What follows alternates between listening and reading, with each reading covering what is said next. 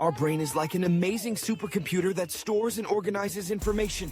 When we experience something, whether it's a fun day out or studying for a test, our brain creates a memory of it. But how does this actually happen? Why do we sometimes forget things?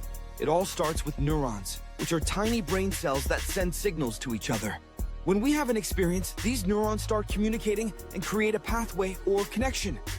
The more we repeat or focus on something, like learning someone's name or practicing a song, the stronger that connection becomes.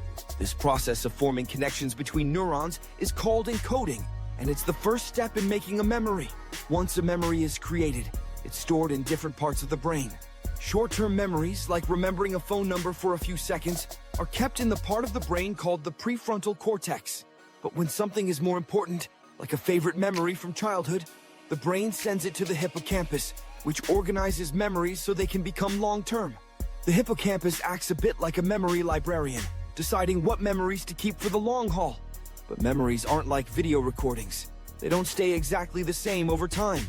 Each time we think about or replay a memory, our brain reactivates the neural connections that created it. This is called consolidation, and it helps strengthen memories. However, sometimes the memory can change slightly with each recall, which is why we might remember things a bit differently over time. So why do we forget things? There are a few reasons. One reason is simply because our brain decides certain information isn't worth keeping.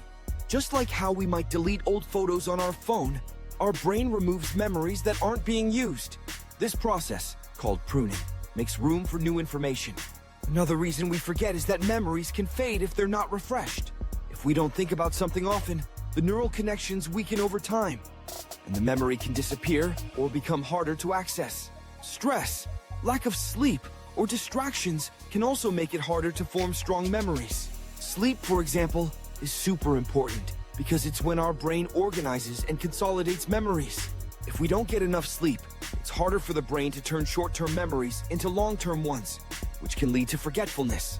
In summary, our brain creates memories by connecting neurons, and it decides which memories to keep or let go based on how often we think about them or how important they are. Forgetting is simply part of the process that helps our brain stay organized and ready to learn new things. If you like this and want to see more, please like and subscribe.